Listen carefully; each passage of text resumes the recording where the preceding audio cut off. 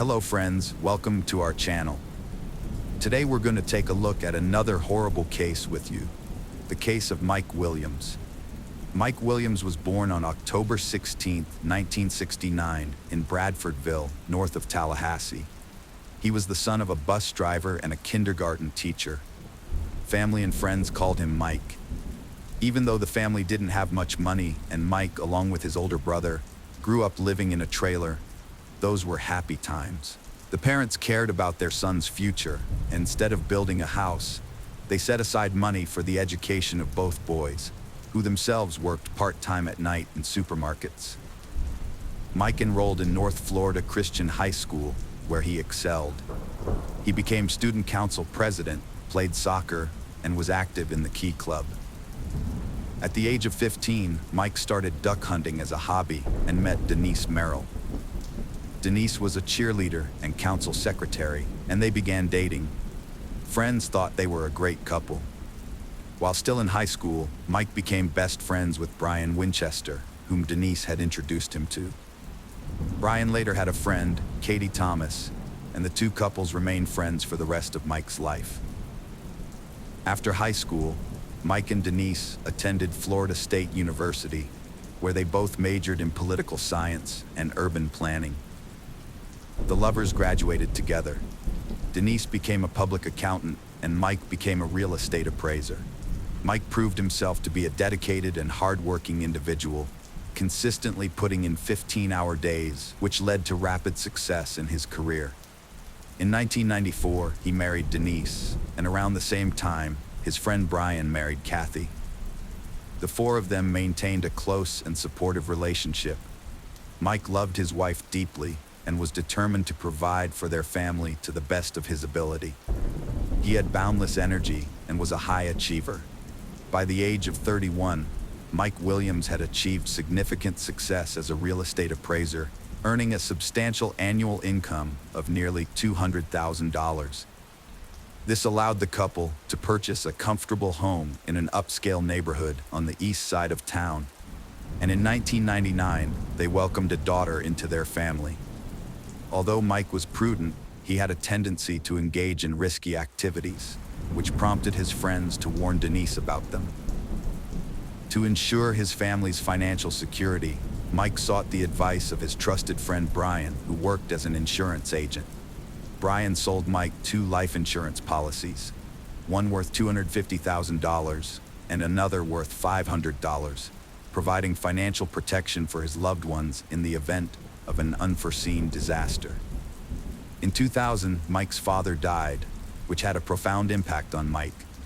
To ensure his family's financial security, Mike turned to his friend Brian for help.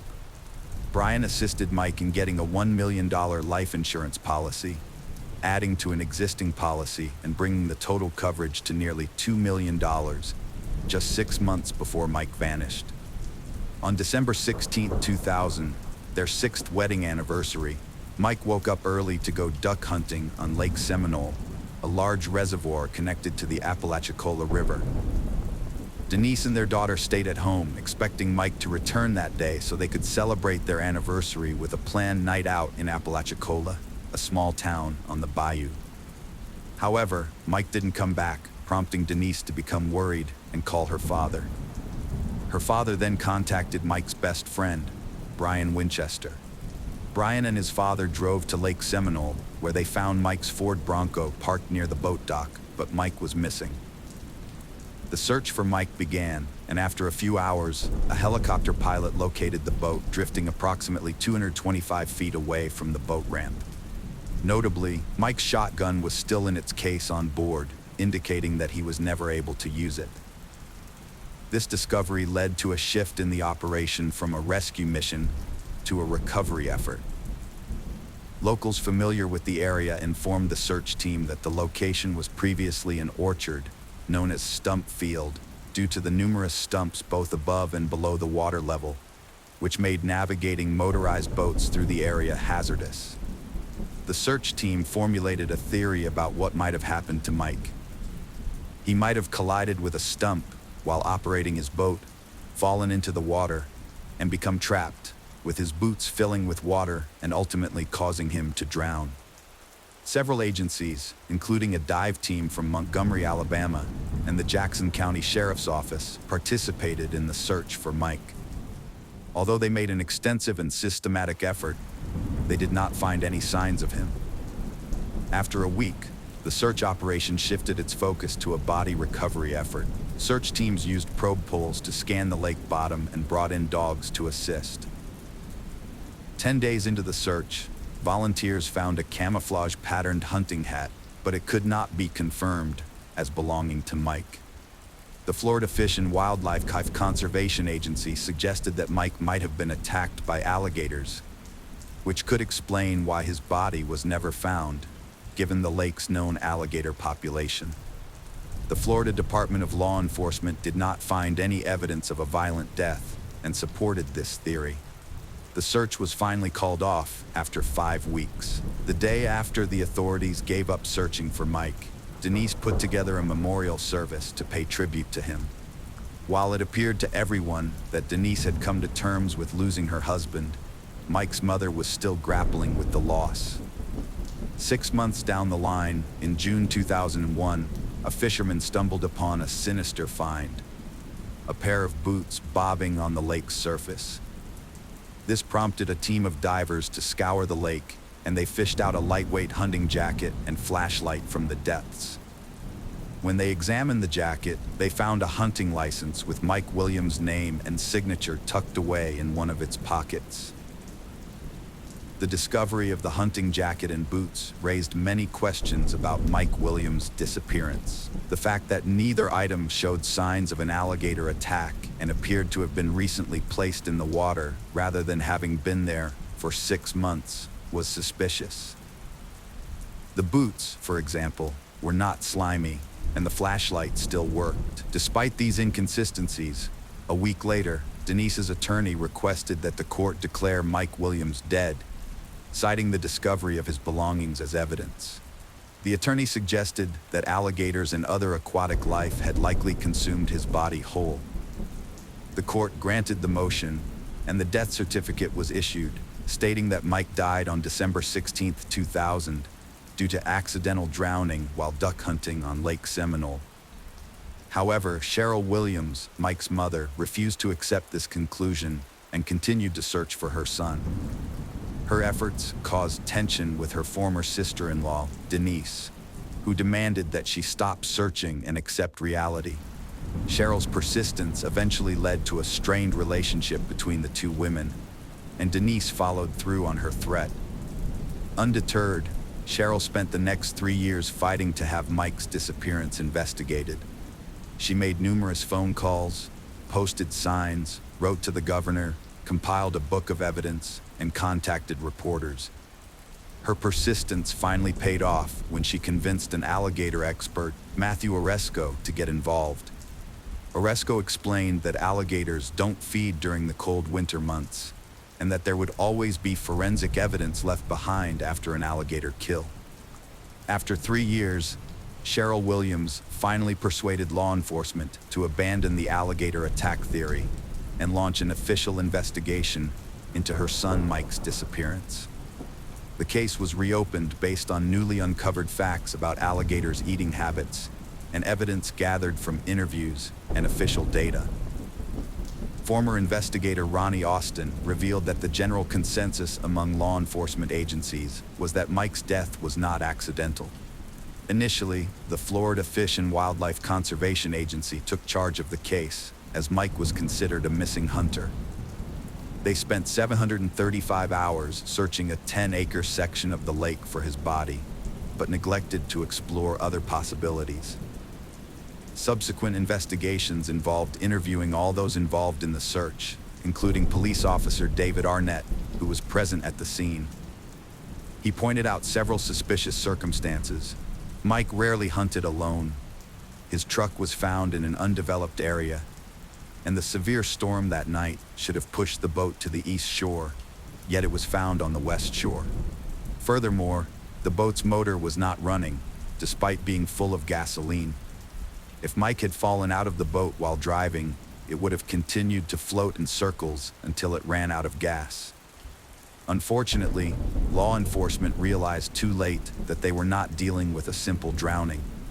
By then, the crime scene had already been compromised by numerous volunteers and searchers. A car that could have been a vital clue was taken by the family without proper verification, and potential witnesses were overlooked.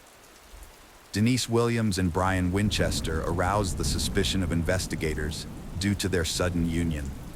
The fact that Winchester had divorced his wife Kathy and married Denise raised eyebrows. Further investigation revealed that Denise had received a substantial financial gain of nearly $2 million from her late husband's life insurance policy. Detectives discovered that Winchester was the one who had sold the policy to Mike. It was also peculiar that Denise, as Mike's wife, showed little interest in the investigation and actively tried to hinder Cheryl's efforts, even going so far as to forbid the grandmother from communicating with her granddaughter. When the newlywed couple was brought in for questioning, their statements failed to shed new light on the case. Brian provided an alibi, stating that he was 60 miles from the lake and at home in bed at the time of Mike's disappearance, which his ex-wife Kathy could corroborate. He claimed that he had intended to go hunting with his father-in-law that morning, but overslept. Denise's interrogation also yielded no new leads. In 2008, the Florida Department of Law Enforcement revealed that Mike's disappearance was not accidental, and they suspect he was a victim of a crime. However, due to the lack of sufficient evidence, they are unable to bring charges. Despite this, Cheryl Williams persisted, and her efforts led to the Discovery Cable Channel featuring a story on Mike's disappearance and the subsequent investigations.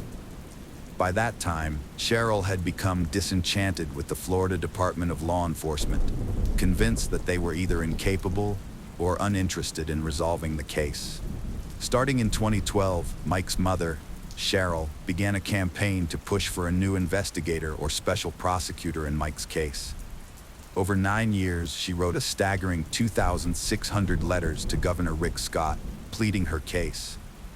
Meanwhile, in 2012, Denise discovered that Brian was cheating on her, and they broke up. The following year, she filed for divorce. As the divorce proceedings dragged on, an appraisal of their former family home was scheduled, which would finally free them from their property disputes. This event marked a turning point in Mike's case. The breakup was acrimonious, with Brian refusing to accept the divorce and Denise refusing to continue the relationship. Their constant fighting was further complicated by the Williams investigation, which seemed to be mocking them. Brian continued to call Denise, but she stopped taking his calls. The stress was taking a toll on him. On August 5, 2016, the day of the scheduled real estate appraisal, Denise left her home to drive to her job at Florida State University. As she chatted with her sister on the phone, she noticed someone climbing into the back seat of her car. To her shock, it was Winchester. Brian, who had been hiding in the back seat, pressed a loaded gun against Denise's ribs and ordered her to drive straight ahead. He claimed he was forced to take this drastic measure because she had stopped answering his calls. Denise attempted to placate Brian by agreeing with everything he said and promising to give him a chance to salvage their marriage. Naively, Brian believed her. Denise reassured him that she wouldn't report the incident to the police, and Brian exited the car, taking with him the brown sheet, plastic sheeting, bleach sprayer, and tools. It became evident that Denise had narrowly escaped death. Denise promptly called emergency services, and Brian was swiftly arrested and charged with kidnapping, a first-degree felony in Florida carrying a maximum penalty of life imprisonment. He was also charged with domestic violence and armed burglary. The court ruled to detain Brian without bail. Cheryl Williams, hopeful that this development would shed light on her son's disappearance case, expressed optimism. Denise told the New York Daily News that she thought Brian was motivated by their wealth and prayed that he would reveal the truth. In a surprising turn of events, Brian cooperated, negotiating a lenient deal with the prosecutor and avoiding a life sentence. Brian began his confession by saying that initially, their marriage was going well, but he was a bad husband. He discovered a note in his first wife Kathy's purse, revealing her infidelity, and he sought revenge. They regularly socialized with Denise and Mike, going to bars and concerts together. Brian had known Denise since high school, but it wasn't until his girlfriend Kathy cheated on him that he started viewing Denise in a romantic light. The affair between Brian and Denise started in October 1997. What began as a drunken one-night stand at a rock concert soon turned into frequent secret trysts. They would meet at hotels during the workday whenever possible. Brian didn't want to divorce Kathy, but Denise made it clear she wouldn't leave her husband. She cared deeply about public opinion and didn't want to risk losing custody of her daughter. Over time, their affair evolved beyond casual sex. Denise and Brian saw themselves as a couple, exchanging gifts and love letters. It became apparent they couldn't continue like this. They couldn't bear to be apart. But divorce was off the table for Denise. Her reputation as a pious person had to remain intact. Then, Mike nearly died in a hunting accident, and Brian saved his life. Denise saw an opportunity to escape her predicament. After making a deal with the prosecutor, Brian will disclose that the year 2000 sparked discussions about Mike and Kathy's death. According to Brian, Denise had wanted to deflect responsibility, placing the blame solely on him and not herself. She had preferred a scenario in which their deaths would be viewed as an accident rather than a murder, thereby allowing her to convince herself that their fate was in God's hands, which would enable her to live with the consequences. After considering various options, Brian and Denise chose to stage a boating accident. They planned the murder to coincide with the maximum payout on Mike's life insurance policy, which was set to expire at the end of December 2000. The plan was in place. Brian invited Mike on a hunting trip, claiming he'd found an ideal spot on Lake Semol's shores. Mike thought he'd be back home by noon to celebrate his anniversary with his wife. Brian told him to bring his wading boots, as they were essential for the trip. Unbeknownst to Mike, Brian had a sinister motive. If he fell overboard wearing wading boots, he'd supposedly drown quickly. The plan was to make Mike's death appear as an accidental drowning. Once they were in the water, Brian pushed Mike out of the boat. However, Mike grabbed onto nearby stumps and started wading through the water towards the shore. Brian panicked, not knowing how to react. Mike began shouting for help, and Brian, desperate and confused, grabbed a shotgun and shot Mike in the head without thinking of the consequences. Brian's plan had unraveled, and he had to cover his tracks. Time was running out. He should have been home by now, getting ready to go hunting with his father-in-law. Since no one knew he was at the lake with Mike, Brian decided to drive home and pretend he'd overslept. He hoped Kathy would still be asleep. Brian entered the house as quietly as possible. Kathy was asleep, and his phone was on the floor. He went to bed, then called his father-in-law to apologize. Next, Brian created an alibi for himself before hiding the body. Denise was unaware that Brian had shot Mike in the head and buried him. Brian tried to confess, but Denise didn't want to hear it. For her, it was enough that her husband was gone. She preferred to believe that God had prevented Mike from swimming out and let him drown, as Brian had suggested. They promised each other to keep the secret. Denise and Brian rationalized the killing, claiming that Mike's presence made it impossible for them to live together. They downplayed the role of money, saying it was just an added bonus. Brian testified in court that investigators had discovered he had planted a hat, boots, flashlight, and license as part of a ruse. His aim was twofold. First, to deter searchers from abandoning the lake, and later, to provide justification for declaring Mike dead, thereby allowing Denise to collect insurance benefits. Impressively, they managed to expedite the typically 5-year recognition process to just 7 months, securing not only Social Security benefits, but also other advantages. As a result, Denise received approximately $2 million on May 8, 2018. Denise Williams faced charges of first-degree murder, conspiracy to commit murder, and being an accessory to a felony, all of which carried a life sentence. Despite pleading not guilty to all three charges, Denise was sentenced to life imprisonment in February 2019.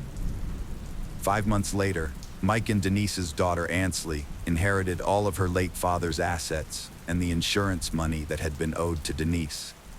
Denise Williams appealed her conviction and life sentence.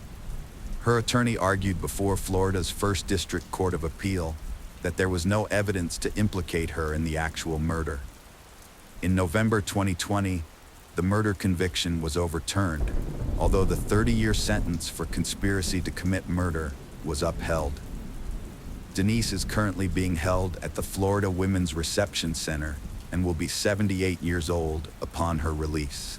Brian Winchester is currently serving the remainder of his sentence at Madison Correctional Institute in Florida, with a scheduled release date of July 30th, 2036, at which point he will be 67 years old. Ansley, the daughter of Mike and Denise, firmly believes her mother is innocent and attributes responsibility to Brian Winchester. While refusing to discuss the case or her personal life with the media, Ansley remains estranged from her uncle, Nick, and grandmother, Cheryl, who are distressed by their inability to connect with her. Cheryl deeply regrets having lost both her son and her granddaughter. The case of Kelly Clayton. Kelly Clayton, also known as Kelly Stage Clayton, resides in Cotton, New York. Kelly Clayton had a promising life ahead of her. In high school, she was an exemplary student, excelling academically and serving as a role model for her peers. Her academic achievements were impressive, and she passed exams with ease. Despite her academic focus, Kelly's appearance was often described as model-like, and she could have pursued a career in modeling if she had chosen to do so. Following high school, Kelly enrolled in a teacher training university to become a chemistry teacher, which brought immense pride to her parents. However, after a few years, Kelly suddenly lost interest in her studies. It is unclear what triggered this change, but she eventually withdrew from the university and informed her parents that she no longer wanted to pursue a teaching career. Kelly felt that she was too young to be confined to a life of grading notebooks and managing classrooms. Instead, she expressed a desire to travel and experience life to the fullest. Her parents were disappointed and upset by her decision, leading to a 6-month estrangement from their daughter. Kelly's life took an unexpected turn when she met Tom Clayton at a party hosted by mutual friends. Tom was immediately smitten with Kelly and began showering her with attention.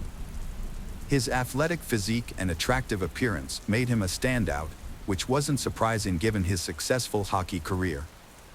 As a semi-professional player for the Jackal team, Tom was known for his strength and aggression on the ice. However, he realized his hockey career would eventually end due to physical limitations. Tom would have to retire and enjoy the game from the sidelines, either by attending live matches or watching his favorite team on television. They continued with their lives, starting by returning to New York to get married. They then moved to North Carolina and eventually settled in the small town of Cato, which had only a few thousand residents. Tom started a franchise that specialized in rebuilding houses damaged by fires or disasters. He also worked for a friend's company in a related field. Kelly, on the other hand, had dropped out of university and was working as a waitress. Although she changed jobs, she continued to work even after having 2 children. Tom's income was sufficient for the family, and Kelly could have quit her job to care for their daughters, but she chose to continue working to earn extra money. She used this extra income to buy toys and pamper her children. On September 28, 2015, Tom went to play poker with his friends, the Millers, as he usually did. He preferred to attend these gatherings alone, as playing for money required a certain level of skill and experience. Additionally, someone had to stay home with the children, and bringing the whole family would have turned the evening into a noisy and chaotic affair, detracting from the enjoyment of the game. That evening, Tom was on a losing streak, but instead of giving up, He tried to win back his losses. He suggested that anyone who wanted to stay and play until morning was welcome to do so, but no one took him up on the offer, and he ended up going home. At home, a horrific scene unfolded before Tom's eyes. His wife lay in a pool of her own blood, severely beaten and, at first glance, appeared lifeless. Panicked, Tom frantically searched the rooms for his children. Fortunately, they were unharmed but terrified. He quickly scooped up his daughters and rushed to his neighbor Derek's house, desperate to shield them from the gruesome sight of their mother's battered body. From Derek's house, Tom called the police, struggling to process the chaos. The officer who arrived at the scene found Tom kneeling beside his wife's body, attempting to administer CPR. However, the emergency medical technicians soon intervened and pulled Tom away, revealing the devastating truth: Kelly had been deceased for an extended period, and nothing could be done to revive her. The house was in disarray, with blood covering both floors. The bedroom showed signs of an intense struggle between Kelly and her killer, who carried out the brutal act despite the presence of children in the house. It appeared Kelly had been pushed down the stairs, as evidenced by the broken banister, and brutally beaten with a blunt object until the killer was certain she was dead. No signs of knife or gunshot wounds were found. The officer filming the crime scene observed that Tom seemed lost and in shock. He wandered aimlessly, briefly entering the room before exiting, and was unable to provide the officer with basic information, such as the location of the children's room or the emergency exit. However, when asked about his whereabouts during the murder, Tom calmly stated he had spent the evening at a friend's house playing poker. The officer, failing to obtain clear information from Tom, proceeded to question the neighbor and the children. Tom's eldest daughter, Charlie, described the perpetrator as a robber.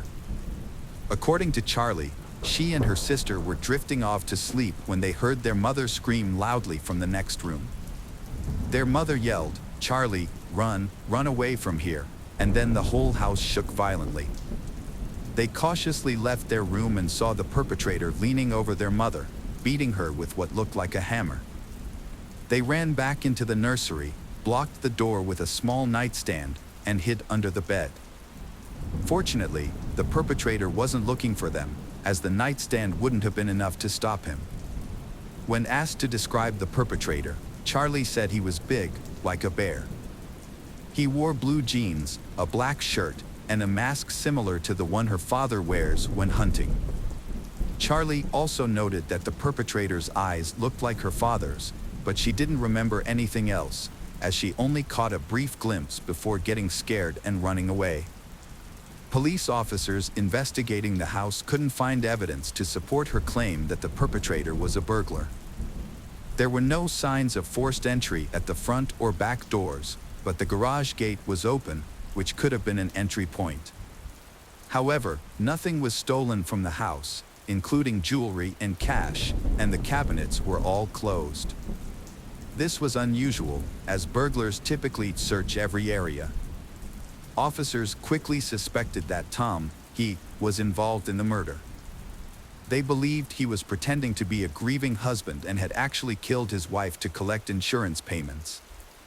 If Kelly's life was insured, Tom could potentially receive up to $1 million. The police just needed to gather evidence to solve the case, especially since the daughter mentioned that the perpetrator's mask and eyes resembled her father's.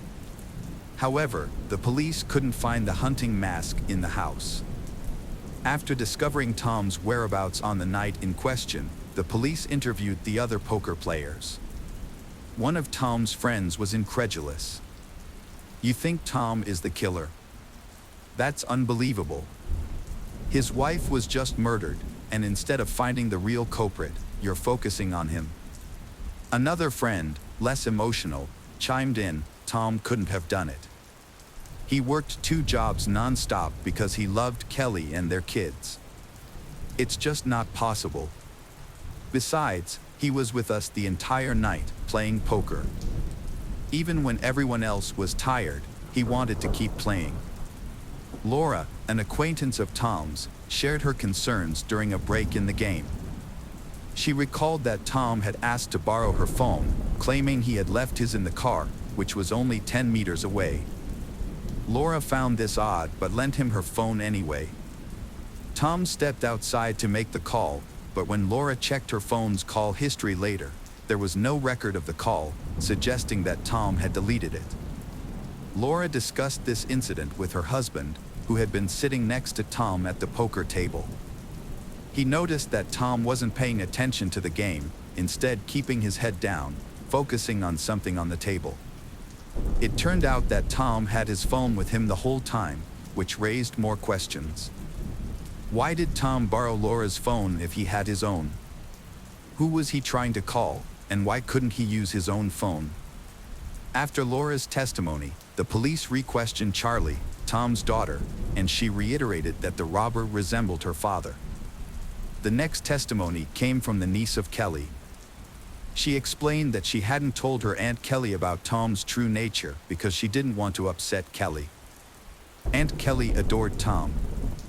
The niece felt her truth wasn't needed, implying that it wouldn't change anything. The niece saw Tom as a person with two sides. On the surface, he appeared caring and attentive, often showering Aunt Kelly with attention and gifts, and even helping with childcare, which is more than many fathers do. However, his behavior at work revealed a completely different personality. Recognizing her niece's concerns about being young and alone, Aunt Kelly had set up a job for her with Tom the previous summer. During her employment, the niece handled tasks such as correspondence, registration, and managing documents.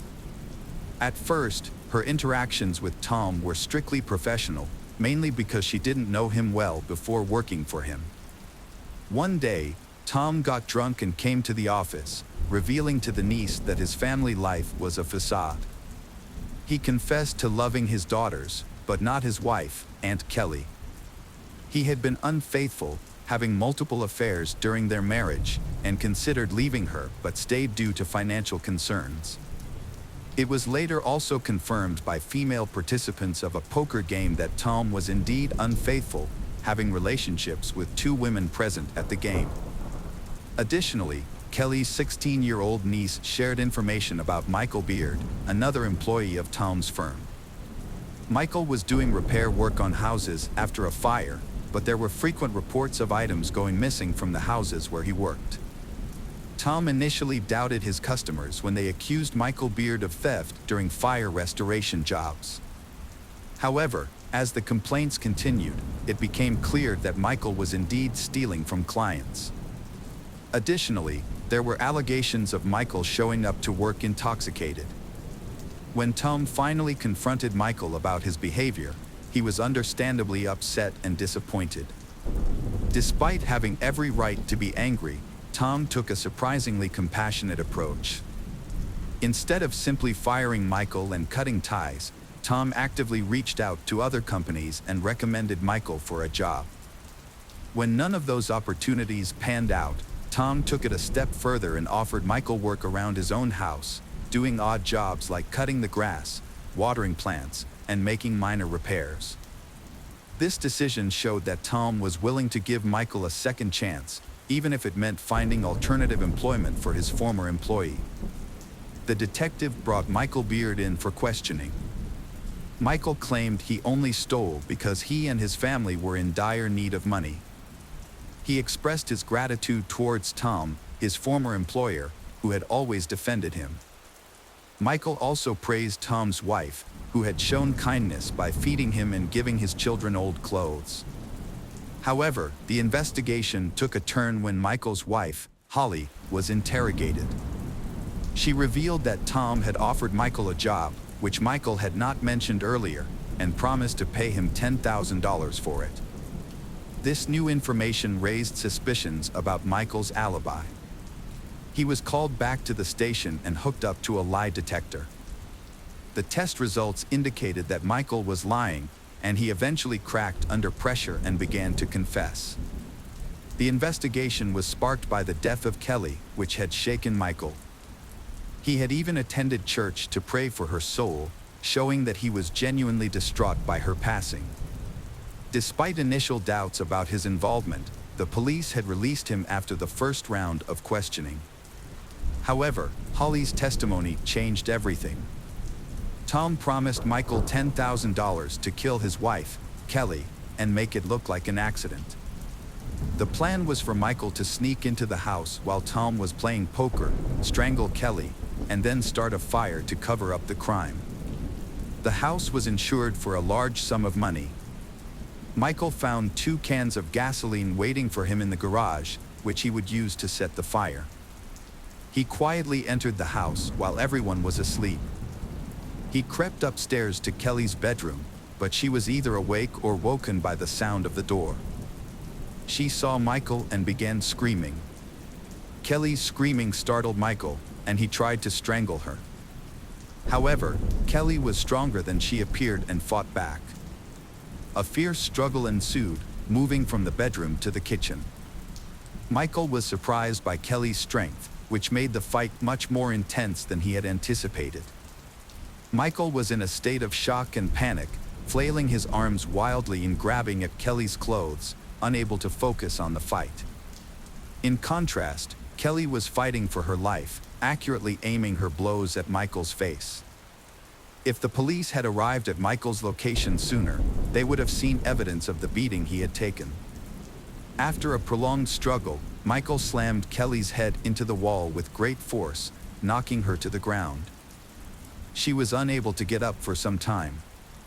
Michael then produced a hammer and continued to strike Kelly's head until she showed no signs of life. Consumed by rage and panic, Michael fled the house, forgetting that Tom had instructed him not only to kill Kelly but also to set fire to the house to conceal the crime. Mark Blandford, Michael's accomplice, was just the driver. Knowing Michael from working together and staying with him, Mark had not been surprised when Michael, known for petty theft, had asked him to drive during a break-in. Mark had mentioned that he had initially wanted to decline Michael's request, but that the offer of $500 had been tempting. After some deliberation, Michael had convinced him to participate. Michael's plan had been to rob a businessman, and he had needed Mark's assistance to make a quick getaway before the police arrived. Michael had also promised to help with the car. Mark had eventually agreed, but only on the condition that he could park the car at a safe distance from the house. Michael had accepted this condition. That evening, Mark had waited for Michael in the car in a dark alley, and Michael had come back quickly enough, breathing heavily and telling him to move as fast as possible. Michael hadn't had any bag or sack on him, which hadn't looked much like a robbery. Mark hadn't asked him any questions along the way, simply because he hadn't wanted to know anything. He had just wanted his $500, which he hadn't ended up getting. On the way out, Michael had asked Mark to stop at a bridge over a creek a couple blocks south of there. Mark had stopped there, and Michael had hastily stripped off his outer garments and thrown them off the bridge. Mark had offered to show the place if needed. Indeed, police officers who had arrived on the scene at Mark's behest had found parts of Michael's outer clothing near the creek, as well as the hammer used to kill Kelly. Michael, already in custody on suspicion of first-degree murder, began to change his testimony. According to him, he was indeed hired by Tom, indeed for $10,000, but only to commit arson at the house and nothing more. Michael spent a very long time assuring the police of his innocence, and all because he did not know that Mark had shown the place where Michael had thrown out his things, and that his clothes, as well as the murder weapon, had already been submitted for examination. And the experts found both on his clothes and on the hammer the blood of Kelly Clayton. And that was the most direct proof that it was him who killed Kelly, not someone else. Tom denied ordering the massacre of his wife, claiming Michael acted alone. According to Tom, Michael knew Tom had money and was motivated by resentment over losing his job. Tom suggested Michael robbed his house, unaware Kelly was home, resulting in her death. However, Laura, a woman who played poker with Tom, revealed that Tom used her cell phone to make a call. The detective obtained the call records, confirming suspicions.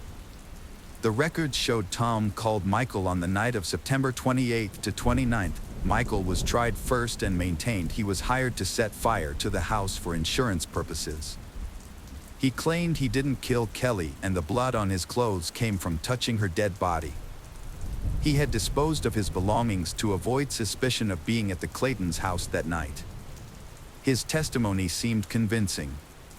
The jury deliberated for 7 hours before delivering a guilty verdict on all counts against Michael Beard, who now faced life imprisonment.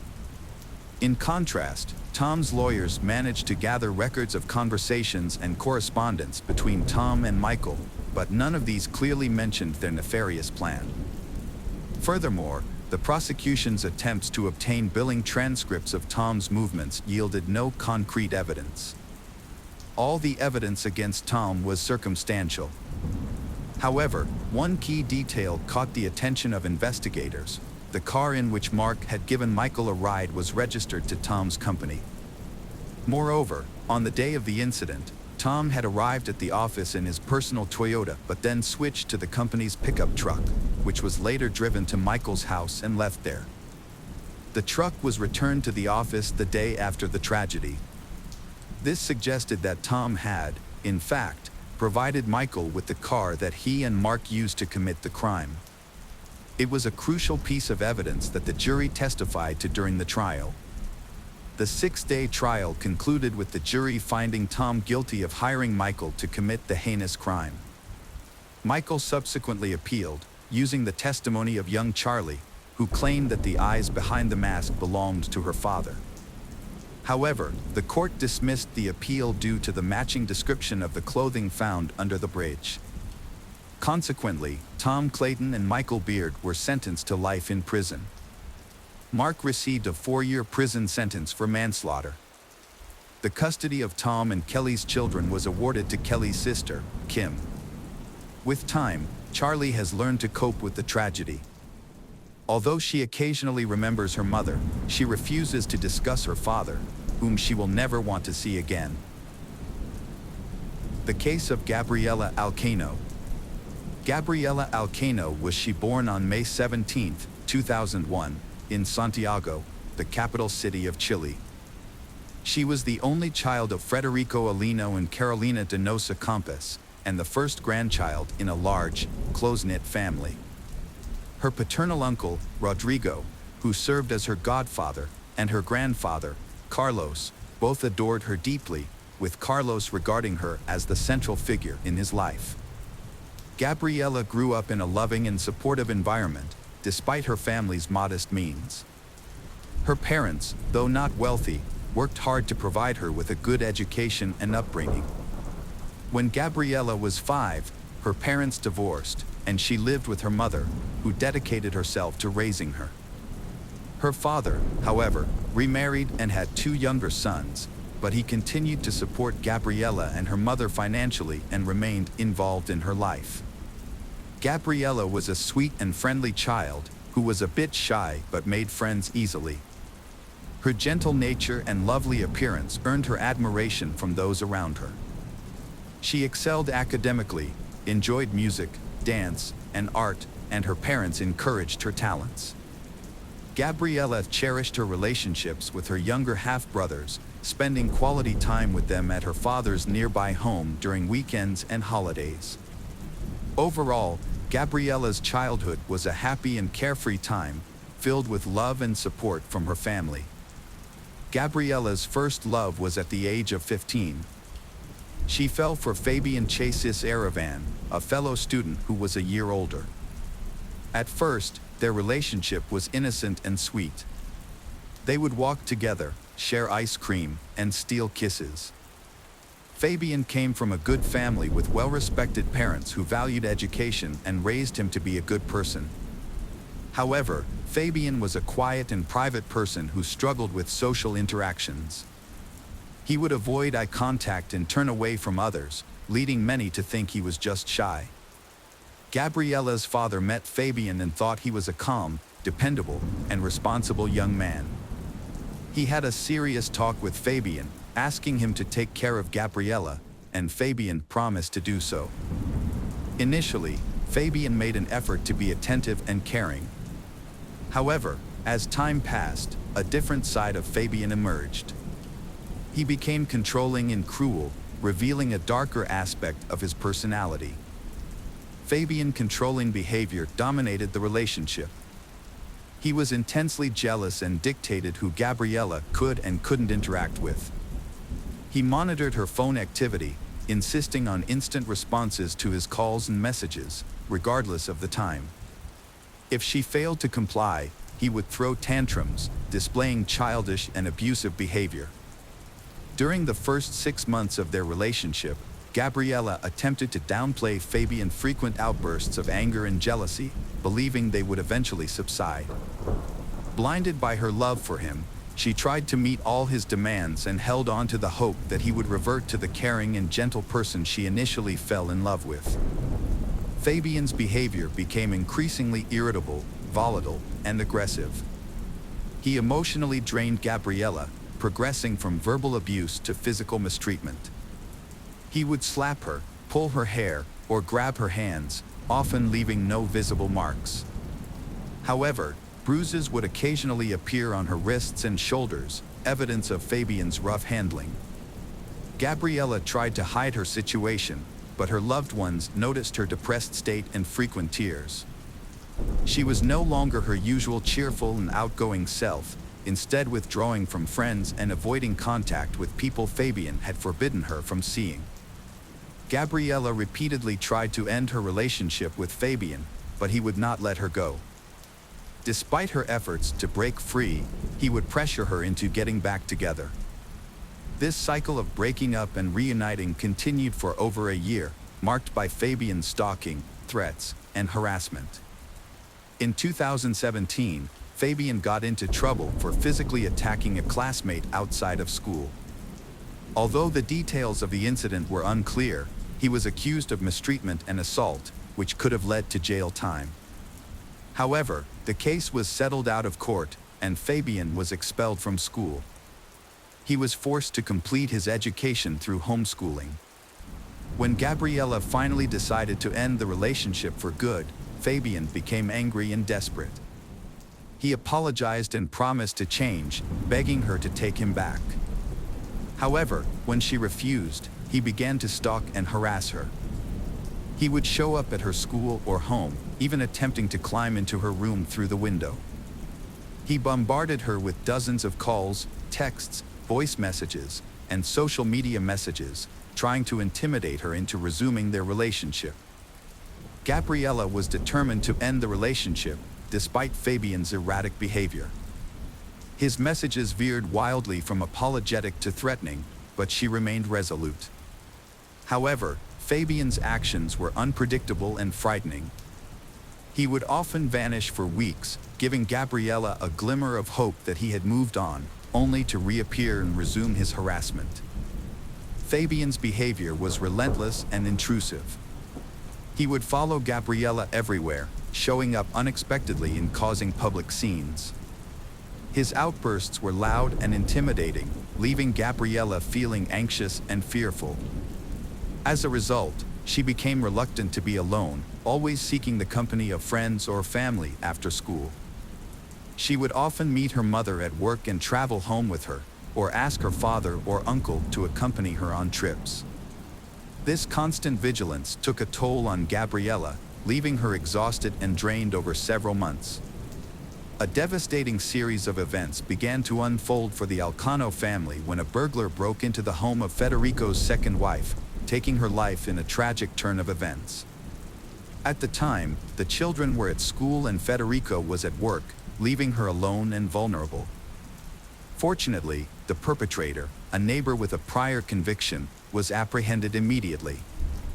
Gabriella and her mother rallied around Federico, offering emotional support and helping him care for the children during this difficult time. Although Gabriella's thoughts were temporarily diverted from Fabian, who had gone missing around the same time, she remained focused on her own goals. She was busy preparing for entrance exams, hoping to secure a spot at one of Santiago's most prestigious universities, where she aspired to study journalism or advertising. However, this tragedy was only the beginning of a series of heartbreaking events that would soon befall the Alcano family. In May 2018, Fabian suddenly re-emerged, beginning a campaign of obsessive stalking that made Gabriella feel unsafe in all aspects of her life. He was able to access her property by climbing over the fence and even showed up at places she regularly visited, such as the supermarket and the mall. By early June, Gabriella was so alarmed by his behavior that she sent screenshots of her disturbing messages with Fabian to her two closest friends, including audio recordings where he explicitly threatened her and demanded they restart their relationship. Gabriella was secretly living in fear for her own safety and that of her loved ones, but she chose not to share her concerns with her family to avoid causing them unnecessary worry. On June 10, 2018, the Alino family came together to celebrate a milestone birthday, Carlos's 80th. Tragically, this joyful gathering would turn out to be the last day of life for Gabriella and her mother, Carolina. The evening had begun on a happy note, with the house filled with laughter, music, and the warmth of a big family meal. As they celebrated Carlos's special day, everyone wished him good health and many more years to come. Gabriella played with her younger brothers and her uncle Rodrigo's children, but despite the festive atmosphere, she seemed somewhat preoccupied and distant. Her uncle noticed her unease and decided to approach her, asking if everything was okay and if something was troubling her. Gabriella gave a sad smile and shrugged, but didn't explain why she was nervous. Her uncle chose not to pry, thinking she would open up when she was ready. However, he later regretted not pressing her for more information. After the party, Federico drove his ex-wife and daughter home. He kissed Gabriella on the forehead, told her he loved her, and reassured her that she could always count on him for support. He then returned home with his younger children. Tragically, this was the last time he saw his eldest daughter and first wife alive. In the early hours of June 11th, a horrific crime took place. Fabian, armed with a hunting knife, climbed over the fence of his ex-girlfriend's house. He planned to sneak into Gabriella's bedroom through the window and attack her. However, just as he was about to enter, the lights turned on and the back door creaked open. Carolina, who had been unable to sleep, had gotten up to investigate the noise. Fabian pounced on her, pushing her back inside, and began stabbing her repeatedly. Fabian brutally stabbed his Carolina 36 times, with most of the wounds inflicted on her chest, neck, and head.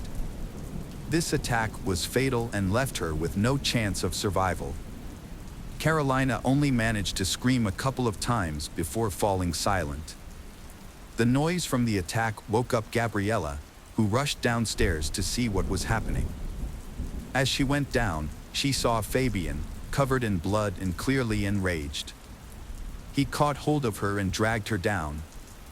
Gabriella was desperately trying to call the emergency services with her phone, but she couldn't make the call. In a horrific act, Fabian attacked Carolina and stabbed her once in the chest, piercing her heart and instantly killing her. He then moved her body to the kitchen. After the murder, Fabian tried to cover his tracks by wiping away his fingerprints and cleaning the bloody footprints. He also washed himself and the knife in the bathroom. After cleaning up, Fabian left the house quietly around 5:30 a.m. without being noticed by the neighbors. Following the event, Federico appeared unaffected. However, concerns grew when Carolina, typically a reliable and communicative colleague, missed work for 2 consecutive days without answering her phone. Her employer contacted Federico, asking him to find out what had happened to Carolina. When questioned, Federico was surprised and claimed to have called Carolina, but she was unreachable, as was Gabriella, whose phone was off. Next, Federico phoned his brother, Rodrigo, but Rodrigo stated that he had neither seen nor heard from the missing individuals since their friend's birthday. Following the phone call, Federico decided to pay a visit to Carolina's home. The property appeared uninhabited. Nonetheless, Carolina's vehicle remained in the garage. Without forcibly entering, despite possessing a spare key, Federico merely checked on the status of the property. Federico called the police and asked them to check the house, but he didn't enter himself because he was afraid of what he might find. The police officers were puzzled by this, especially since he had a key. When they finally entered the house at 11 a.m., they found the lifeless bodies of Carolina and Gabriella on the kitchen floor, surrounded by pools of blood. Despite the obvious fact that the women had been dead for over a day, Federico was overcome with grief and irrationally demanded that the police call an ambulance to save them. The police had to calm Federico down, but his behavior raised suspicions, and they took him outside to a police car for questioning. When he tried to leave the car and found the door locked, he became agitated and demanded to know why. It was then that he realized he was the main suspect in the double homicide. Federico was shocked and devastated by this turn of events, unable to comprehend how he could be suspected of killing his own daughter. Rodrigo arrived shortly after and was equally shocked to learn that his brother had not been released. He was also struggling to come to terms with the investigation revealed that Gabriella's friends reported that she was being stalked by her ex-boyfriend, Fabian. Screenshots of his threatening messages and voice recordings, which included a disturbing phrase, "It's easier to take her life than to let her go," were also obtained. This came as a shock to Federico, Gabriella's father, who recalled that Fabian seemed pleasant when they first met, despite his daughter's failed attempts to break up with him. The contrast between the heinous crime and the normalcy of Fabian's daily life, where he spent time with family and friends and posted light-hearted photos on social media, made his crime all the more inconceivable. After being taken into custody, Fabian responded to allegations with pretended astonishment and anguish, falsely claiming his innocence and feigning affection for Gabriella. Fabian had gotten rid of the object used to commit the murder and thrown away some clothes with blood on them. However, there were still small drops of blood on his shoes, and footprints matching his shoes were found at the scene of the crime. Additionally, 4 of Gabriella's classmates said they heard Fabian threaten her, saying it would be easier to kill her than let her go. Because of the evidence and what the witnesses said, Fabian admitted to the crime, but tried to make himself look like a lover who was deeply hurt. The defendant claimed that his intention was not to harm Gabriella, but rather to have a conversation with her.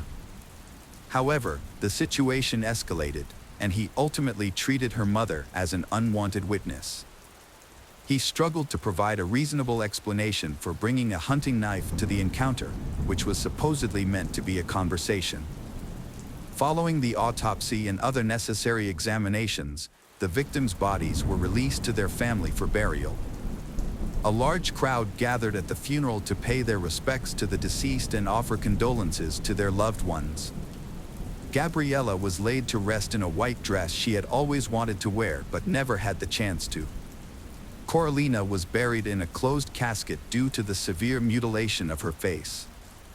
Fabian's family hired a skilled lawyer who developed a strong defense strategy, aiming to secure a minimal sentence for his client. During the initial court hearings, the lawyer highlighted Fabian's young age and clean record, pointing out that the attack on his classmate had been resolved outside of court.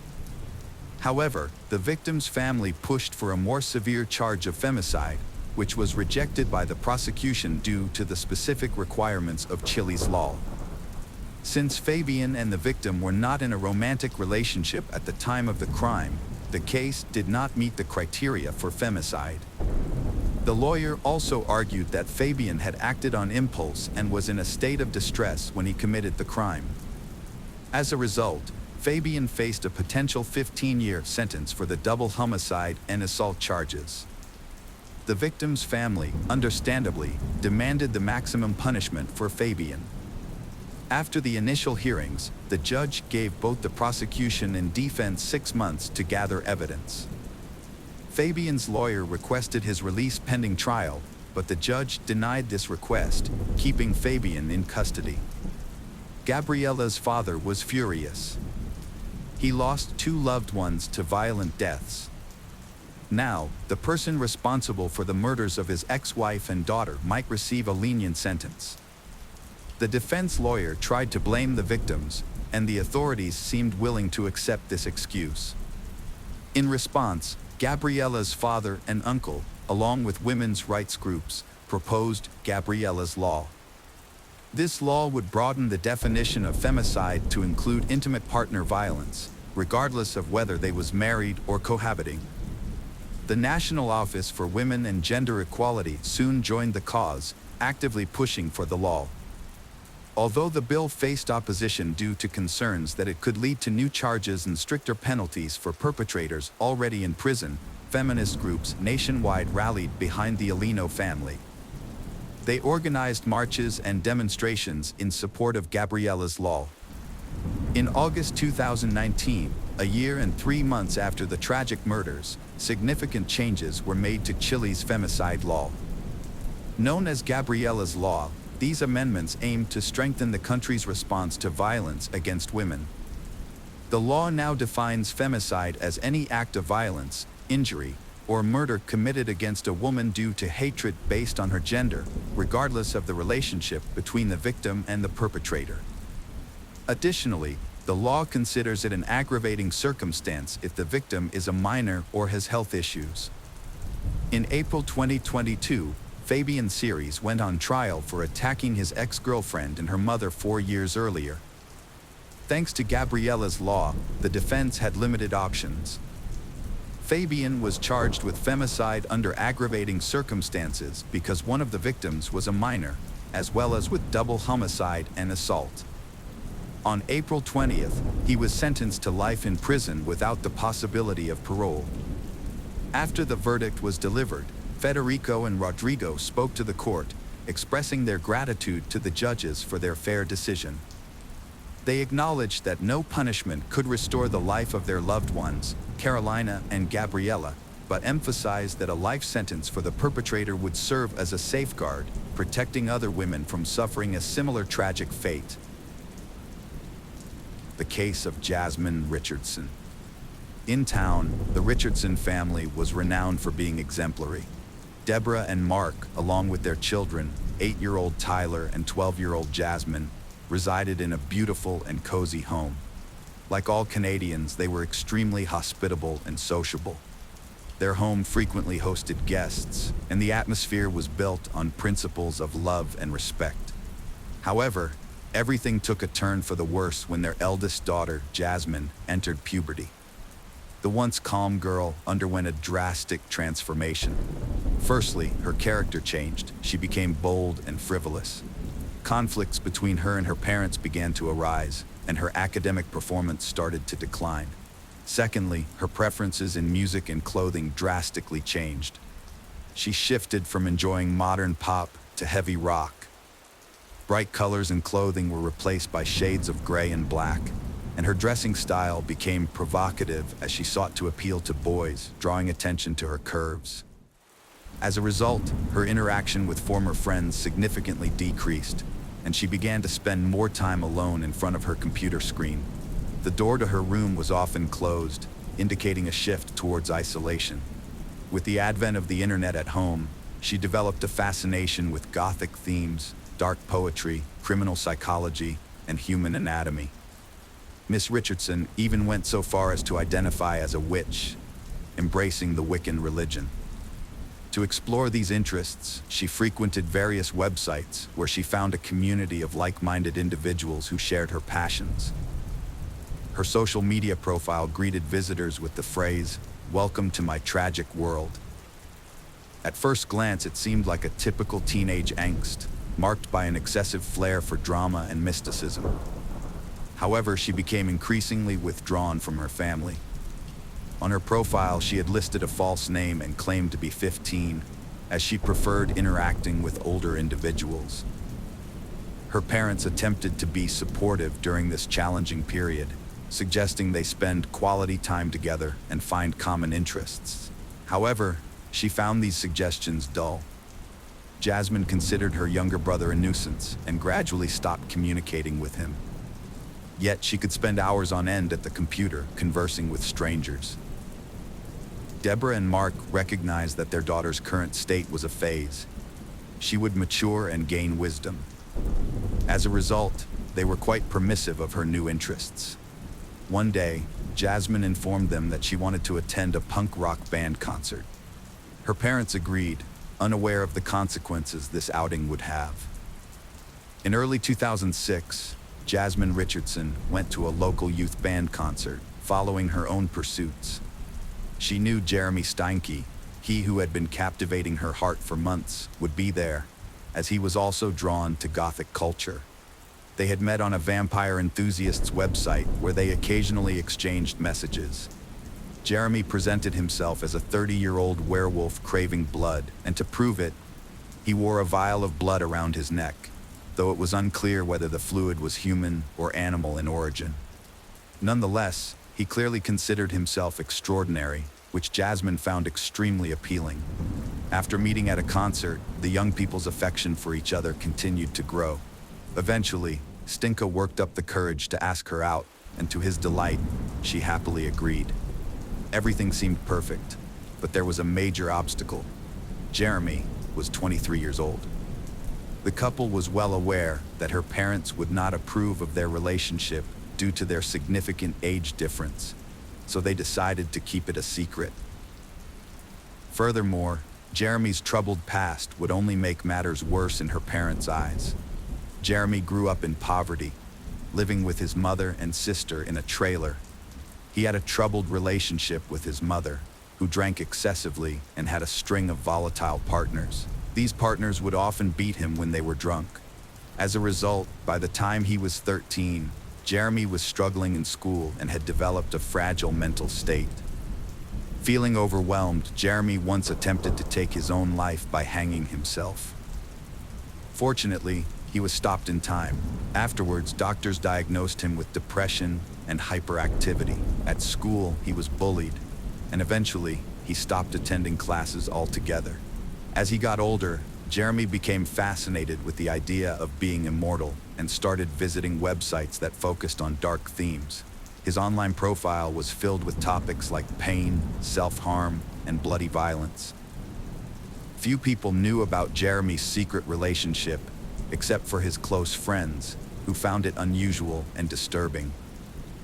The couple managed to keep their communication private until the Richardsons started monitoring their daughter's excessive internet use.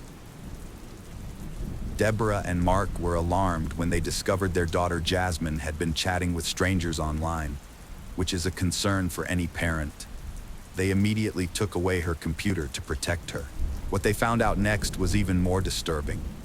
Jasmine had become infatuated with an adult man who seemed to have questionable motives, known by the ominous nickname Soul Eater. This made her relationship with Jeremy officially off limits. Deborah and Mark sought the help of a psychologist to free their daughter from this harmful relationship. They believed that therapy would also improve their relationship with Jasmine. Fortunately, it worked, and Jasmine appeared to be getting back to a normal life, assuring them that the ordeal was behind her. As a sign of trust, they gave her computer back. Unfortunately, this decision would ultimately seal their fate. Saturday, April 22, 2006, Mrs. Richardson was preparing for bed when she heard a noise in the basement. At first, she thought it was just rats, but as she went downstairs and turned on the light, she saw a person wearing a ski mask standing opposite her, staring at her. Startled, Mrs. Richardson let out a loud scream. The stranger rushed towards her, trying to cover her mouth, but she struggled and screamed even louder. Frustrated, he stepped back, pulled out a knife, and stabbed her repeatedly in the chest. Hearing his wife's screams, Mark rushed downstairs, grabbing a screwdriver he had left on the floor earlier that day while fixing an outlet. When he entered the basement, he was met with a horrific scene. His wife lying in a pool of blood, with the attacker standing next to her. Mark immediately attacked the intruder, but was stabbed in the stomach. As the pain subsided and his eyes began to close, Mark quietly asked why. The attacker replied that it was because his daughter had wished it. Meanwhile, upstairs, Tyler was the only one left. He sat frozen on his bed in his pajamas, too scared to move. He heard the footsteps getting closer and closer until the bedroom door creaked open. Jasmine was thrilled that her parents believed she was remorseful, which allowed them to communicate again. She emailed Jeremy as soon as she got internet, telling him that it started with her parents gone and ended with them together. During therapy, a dark plan formed and solidified over time. Stinka found it tempting but insisted on creativity and attention to detail. The couple knew they couldn't be together while the Richardsons were alive. Later, Jasmine's friends remembered how frequently she talked about her parents, specifically how much she was annoyed by them. As a result, they believed she wanted to kill them. However, no one took Jasmine's words seriously. On Saturday, April 22, 2006, Garrett went to his friend Tyler's house across the street. He wanted to play, and the weather was nice despite being quite chilly, as it was still spring that year. When Garrett approached the house, he noticed the blinds were still closed, and no one answered his knock on the door.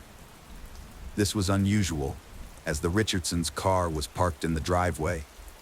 Hoping to see someone, the curious child peeked into the living room window but saw no one. Then, Garrett decided to walk around to the back of the house, where he often played with Tyler in the basement. Peeking through the window, he saw something strange and disturbing on the floor, what appeared to be two people lying in a pool of blood. He informed his mother, who was initially skeptical. However, she decided to investigate the family across the street. Together, they approached the house, and Garrett pointed out the window he had looked through earlier. The woman was horrified by what she saw and immediately called emergency services, reporting that something was amiss at the Richardsons, as they appeared to be lying on the basement floor, covered in blood.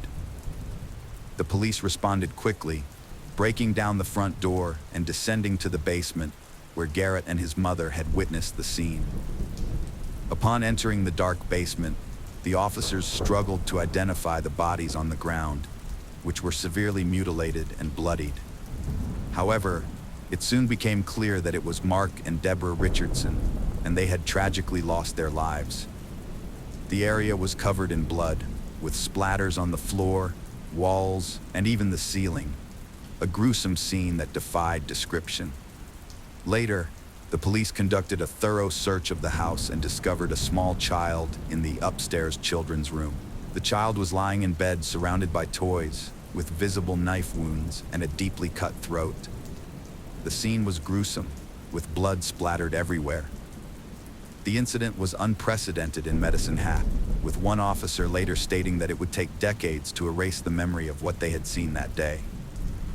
After searching the house, the police discovered that one family member was missing, Jasmine, the Richardsons' eldest daughter. Since the attack seemed to have happened in the basement and her room, while the rest of the house was untouched and nothing was stolen, officers feared for her safety. The state of the bodies suggested the crime occurred the night before, with the perpetrator breaking in and attacking Jasmine's parents. But what had become of Jasmine, and where was she now? The police developed various theories, hoping that by chance, the girl might be safe somewhere outside the home, or that the perpetrator had kidnapped her and was holding her captive. They also considered the possibility of a ransom demand from relatives in the future.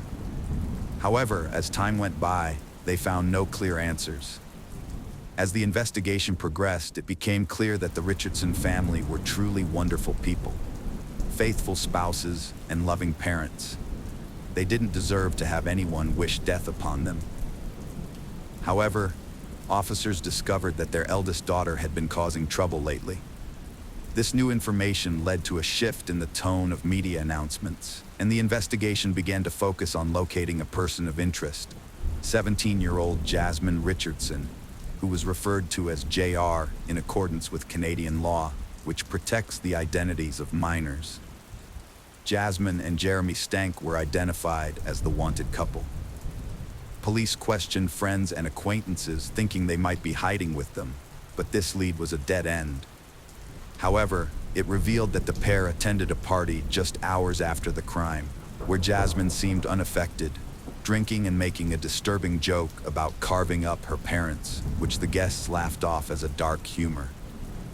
A comic strip found in Jasmine's school locker further confirmed her involvement in the crime, as it detailed how she would deal with her family members alongside her boyfriend as her accomplice. Photos of the suspects were widely circulated, and it was only a matter of time before someone came forward with information about their whereabouts. Soon, a tip arrived, and the couple was spotted in the community of Leader, Saskatchewan, about 130 kilometers from Medicine Hat.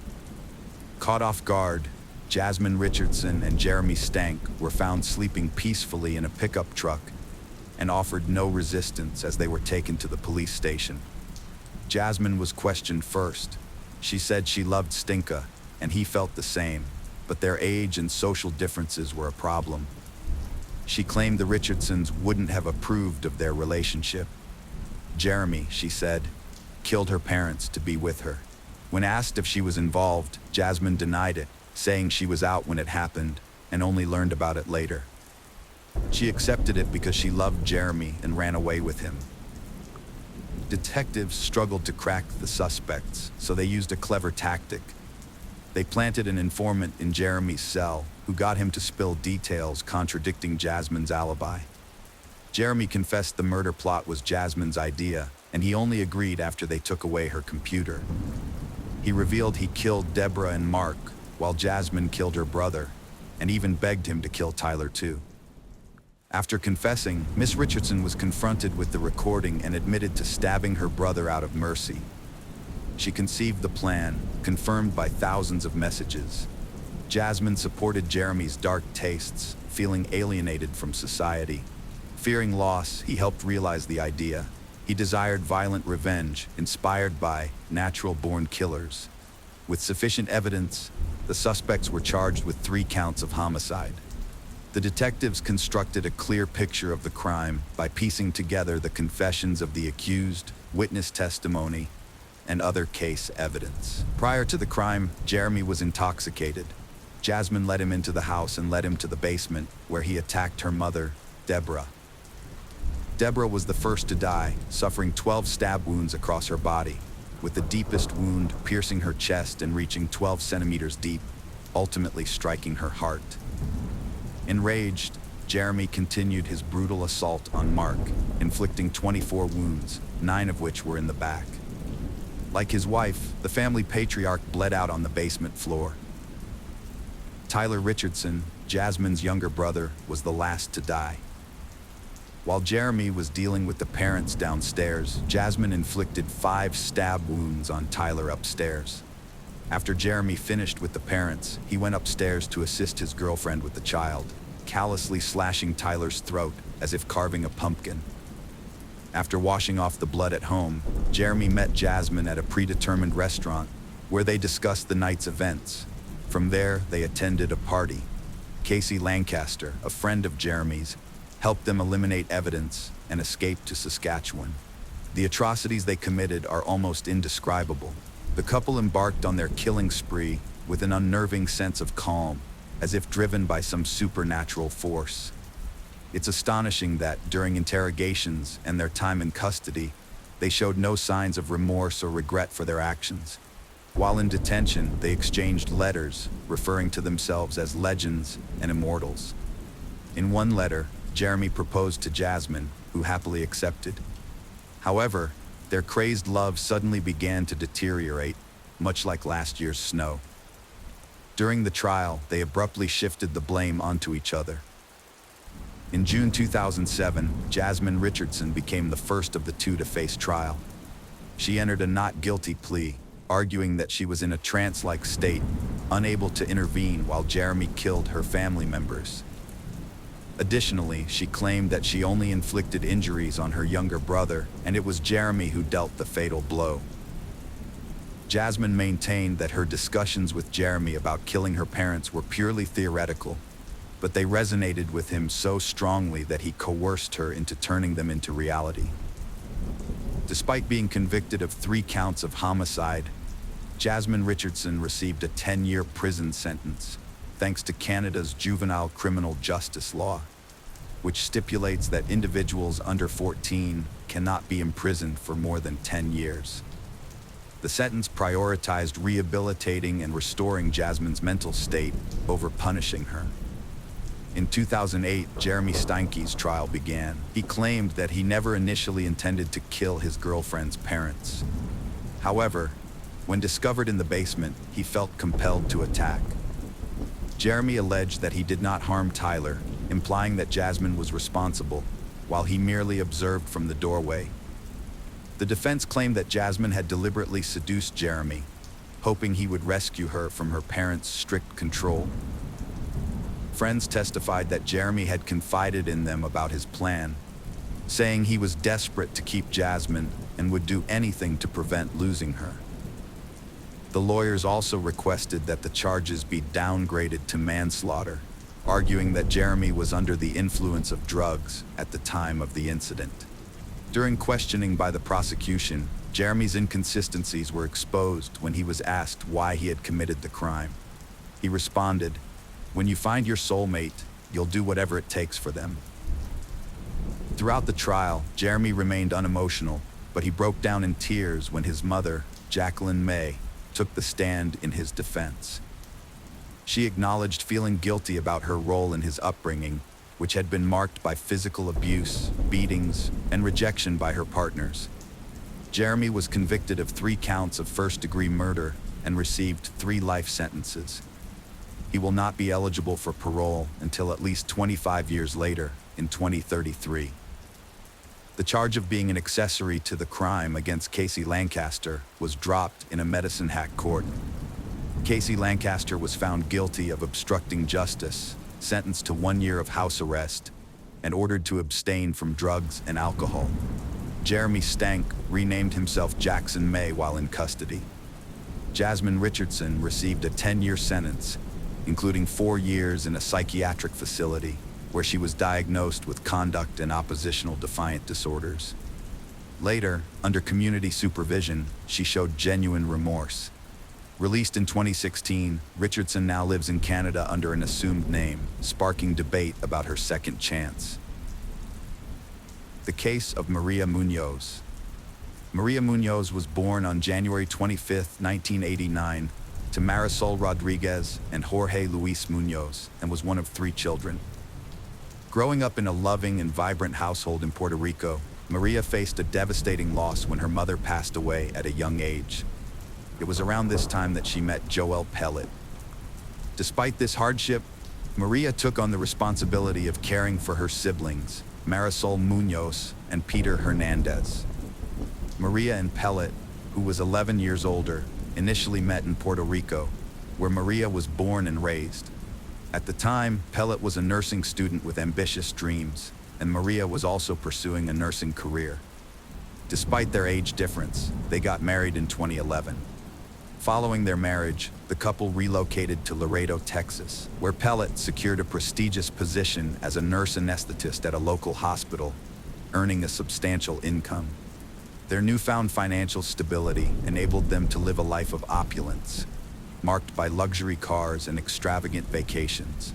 Maria Munoz, a devoted mother, lived in Laredo, Texas, with her husband, Joel Pellet, 40, and their 2 young sons.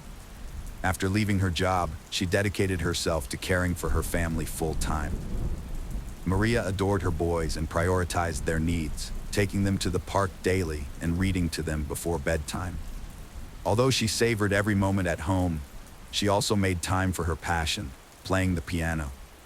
Despite her contentment, Maria held on to her aspiration of furthering her education and resuming her nursing career. Pellet's relationship seemed perfect, but beneath the surface, a different story emerged. After his second son's birth in 2018, people noticed changes in his behavior. He lost weight, gained muscle, and became flirtatious with other women. He stopped posting family photos, instead sharing solo pictures, giving the impression of a single, carefree life. Pellet's colleagues noticed his growing closeness to surgical nurse Janet Arando.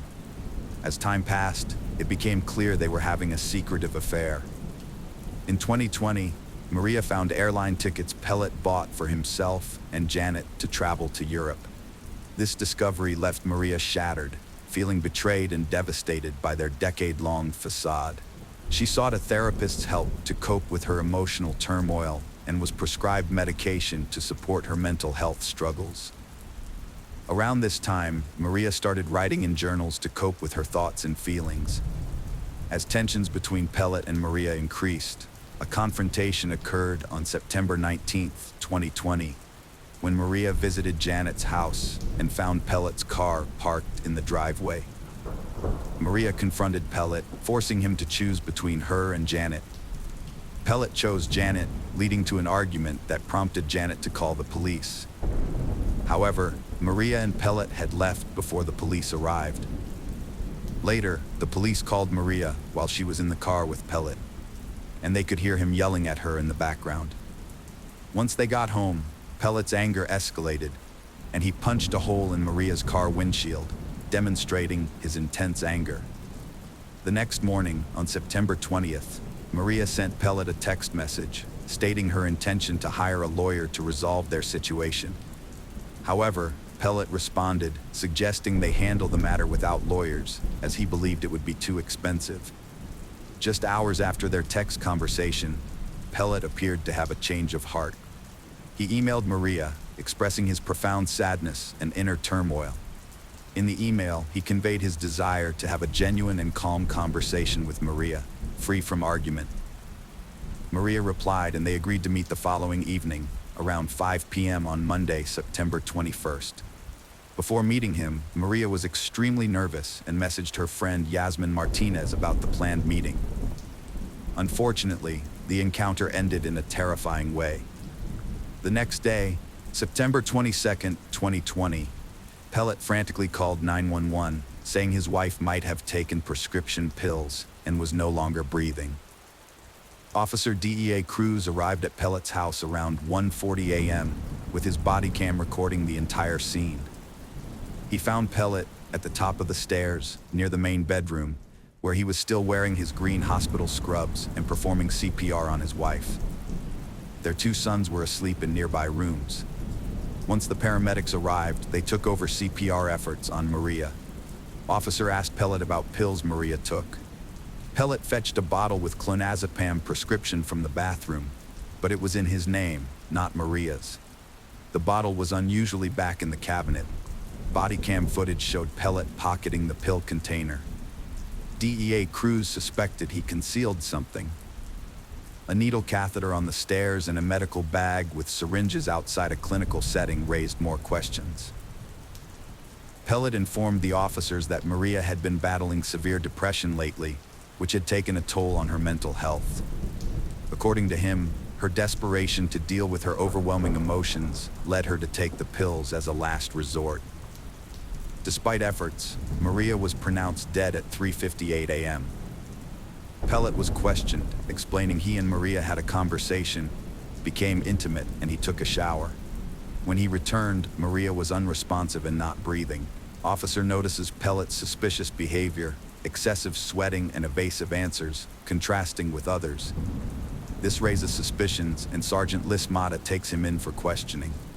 Upon arrival, Pellet was left alone in the interrogation room for a period before an officer entered. Unbeknownst to Pellet, his actions were being recorded on video. When the officers reviewed the footage, they were shocked to see Pellet's sudden, extreme behavior. He began screaming, crying, hitting the walls, and throwing furniture around the room. His loud, out-of-control outburst caused a stir among people in the hallway and nearby rooms, who were frightened by the commotion coming from his room. Sergeant Louis Mata spoke with Pellet at 4 a.m. Pellet confessed to having an affair with Janet, whom he'd left the family home for 5 months prior. Maria knew about it. Pellet visited the family home, they talked and became intimate. He gave her clonazepam for anxiety and depression, but didn't know how much she took. He found her unresponsive 10 minutes later. After questioning, Maria's autopsy was performed just 8 hours after her death. This timely autopsy allowed for detection of any substances in her stomach contents. The results revealed a surprise: no pill fragments, but a small, red pinprick mark on her elbow, suggesting an injection. This finding shifted the investigation's focus. Maria's journal, found by investigators, revealed her anxiety and depression struggles. Her writings exposed her deep love for her husband and desire to save their family despite his infidelity. Entries disclosed her husband's abuse, her grief, and her longing to escape sadness. One plea read, "I don't want to be sad anymore. Bring me laughter, bring me peace, bring me happiness again." The day before Maria Munoz's untimely death, she wrote in her journal, revealed her desire to live and move forward with her life. There was no hint of suicide or plans to end her life. As a result, after reviewing her journal, investigators initially ruled out suicide as a possibility. They needed more information to understand what had really happened.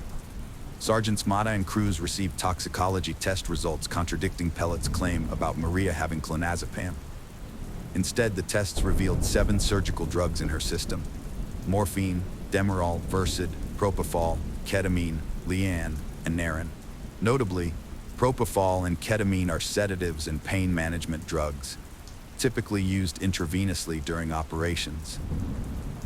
The discovery of propofol in Maria's body was the most startling revelation for the investigators. Given his profession as a nurse anesthetist, they suspected that Pellet would have had access to the drug. Dr. Hunzinger, who had worked with Pellet and was familiar with propofol, was shocked by the unusually high amount found in Maria's system, the highest he had ever seen. This led the doctors to strongly suspect that propofol was the direct cause of Maria's death, as Pellet would have known the correct dosage to sedate someone or cause an overdose. Furthermore, a small mark on Maria's arm suggested that she may have been injected with a substance. The investigators believed they had sufficient evidence to arrest Pellet for his wife's murder, based on the toxicological report, his suspicious behavior, and Maria's journal. An arrest warrant was quickly obtained, and DEA Cruz promptly apprehended Pellet, who offered no resistance, almost as if he had anticipated his arrest. Pellet was then taken to the police station, marking the beginning of a new phase in the investigation as law enforcement officials prepared to question him further about the events surrounding Maria's tragic death. The trial began on March 21, 2023, with both the prosecution and defense presenting their arguments. The prosecution team, comprising only women and dubbed Maria's team, built a strong case against Pellet by using Maria Munoz's journal entries. This approach aimed to showcase Maria's personality to the jury, highlighting her qualities as a wife and mother. Through her journals, the prosecutors painted a picture of Maria as a caring, intelligent, and excellent mother, conveying her lively spirit to the jurors. During the trial, prosecutors suspected that Pellet drugged Maria by putting substances in her drink, making her sleepy. After she became unconscious, they believed he injected propofol into her arm. Prosecutors also thought Pellet deliberately delayed calling 911 so that responders would be unable to rescue Maria when they arrived. The journals helped prosecutors understand the challenges Maria faced, strengthening their resolve to seek justice in her case. Pellet's lawyer, Roberto Bali, argued that his client wanted to reconcile with wife Maria Munoz before her death, citing uncertain cause of death and insufficient evidence. Bali noted Pellet gave Maria a drug to reverse overdoses on the night she died, and both struggled with addiction, with no signs of force or coercion. After investigating Maria's social circles, friends, and family, it became clear that she was not a drug addict. It was evident that Pellet was the only person who could have provided her with the substantial quantity of propofol found in her system. Additionally, authorities convinced Pellet's girlfriend, Janet Avendano, a surgical nurse, to testify against him. She revealed that Pellet had confided in her, admitting that he gave Maria something to calm her down. Avendano also confirmed that Pellet had brought drugs, including propofol, home from work. The jury reached a verdict in under an hour, following a 9-day trial. On March 30th, 2023, the jury found Pellet guilty of Maria's murder. He was subsequently sentenced to life in prison on April 27th, 2023, plus an additional 10 years and a $10,000 fine for tampering with evidence. Joel Pellet is currently imprisoned for life at a Texas Department of Criminal Justice facility, serving time for his cruel actions. His imprisonment serves as a reminder that criminals will be held accountable and that Maria's memory will be honored through the pursuit of truth and justice. The reason behind Maria's murder is still unclear, but according to the prosecution, Joel Pellet killed his wife to end their marriage and start a new life with his girlfriend, Janet Avendano. In the end, justice prevailed, and the verdict ensured that Pellet was punished for his crime. The jury's decision brings some closure to this tragic case, sending a clear message that such brutal acts will not go unpunished. The conviction highlights the importance of upholding justice and serves as a warning to those who commit similar crimes that they will face the full force of the law.